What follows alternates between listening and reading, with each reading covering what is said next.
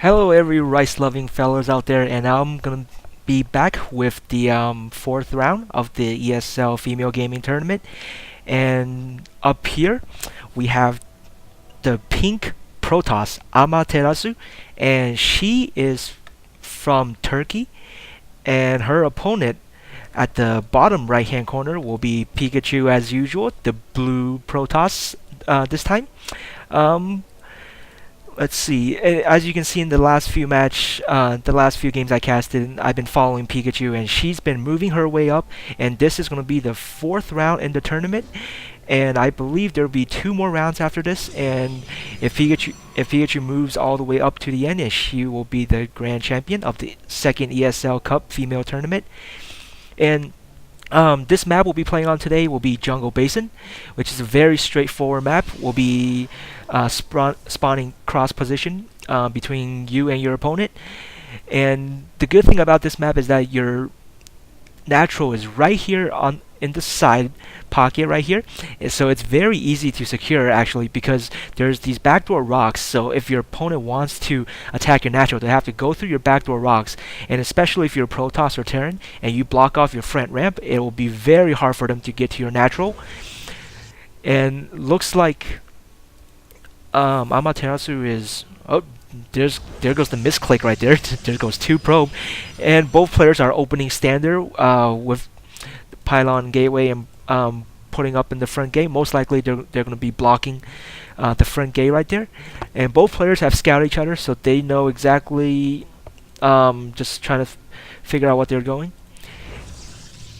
And as you guys can see, these games have not been really long in overall in general. They have not been like some of the Korean pro games where they go into at least 30 minutes of gameplay time. It seems like these games only last about 10 minutes max, and it looks like this probe is going down. Oh, and she did not micro that probe out of there, and that probe just got killed by these two hero probes. And there goes the cybernetics core with the assimilator down, and the assimilator down for Amaterasu as well. And both players are opening up very standard. We'll just oh, there's a proxy pylon right here for Amaterasu, and most likely she'll be looks.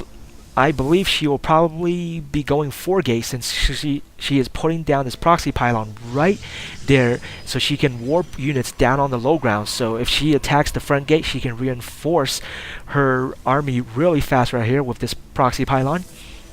And the cybernetics core is done, and Pikachu is upgrading the warp gate technology, and there goes the chrono boost, and this probe is just standing right there. Oh, and there goes the probe. That's another unfortunate loss right there. The rally point got her stuck right there, and she cannot move out. And her Amaterasu cybernetics core is a little bit slow, and she is boosting out two zealots at the moment. The cyber core is not ready yet. Meanwhile, Pikachu's cyber core is already, and she's already boosting out her warp gate technology and pumping out zealots at the same time. And there goes two more gateways, and she could transition into a 3-gate robo like she has done a couple of games back ago. And Amaterasu only has 2 gateways at the moment, still pumping out probes. And let's check how many units they have at the moment. And both players are pretty even in supply. 30 actually, they're dead on even right now, 30 to 34 with supplies. And unit count, we have 2 zealot, 22 probes for Amaterasu, and 24 probes for Pikachu. So they are very even, except for that the Pikachu's warp gate technology is almost complete, and Amaterasu's warp gate technology is being warped in at the moment. So Pikachu will have a slight unit build advantage over Amaterasu at the moment, but it will not be that big of a deal, since both players are spawned cross position. It will be very hard to rush all your units out there.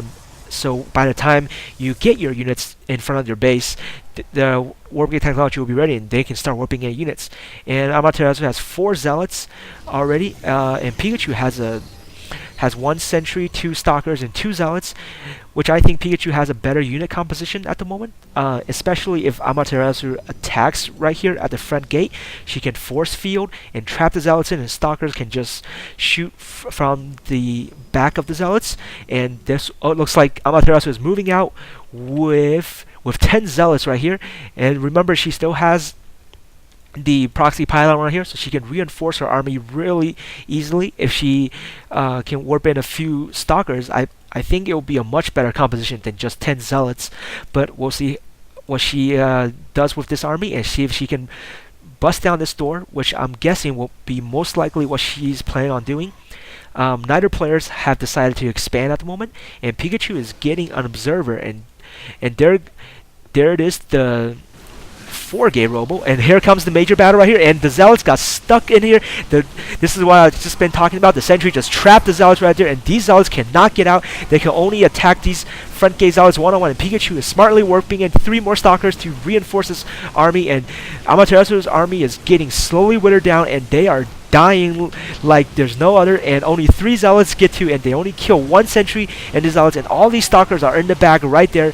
And here comes, and Pikachu sees the proxy pylon right there, and these 4 zealots who just warped in are on their run, and I believe these stalkers should be able to snipe at least 2 or 3 zealots right here, since stalkers are a lot faster. Or Pikachu decides not to chase down these stalkers. I think she wants to kill this proxy pylon before Amaterasu moves in any of her reinforcement and sneak past her ramp right there. I believe that is a wise choice, and there goes the proxy pylon, and looks like Pikachu is at the advantage at the moment. Right now, supplies discrepancy is 53 to 38, and here she goes. Pikachu is starting to move out. She's going to push this ramp right here, and Amaterasu is pumping out a forge and 1 more gateway, but she does not decide to morph in to warp in any zealots or sentries to block the ramp.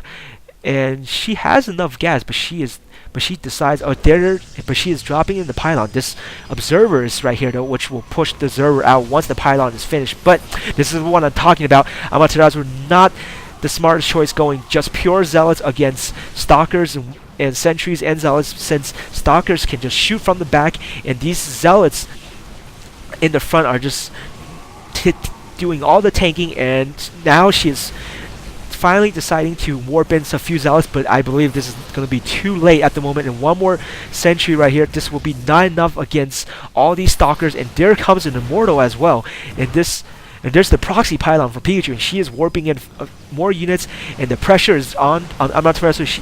Pikachu is pushing up, and this gateway will go down, and this immortal is just killing all these stalkers, and Pikachu still has all these stalkers coming in, and I believe this will be good game. And there it is. There's the GG. Amaterasu is going to GG out, and Pikachu wins this battle single-handedly with, I believe it was a pretty one-sided battle. The biggest mistake Amaterasu made was definitely going just the zealots and not enough stalkers and sentries for a good unit composition to counter Pikachu's unit. And there you have it. Pikachu wins round 4, and she will be moving on to to the finals, and I believe it's the finals, or it's actually, it will be round 5. So stay in touch, guys, and I'll be keep broadcasting the ESL Female Gaming Cup game, and we're gonna finish this very soon. This is Dim Sum StarCraft here, and I'll see you guys next time.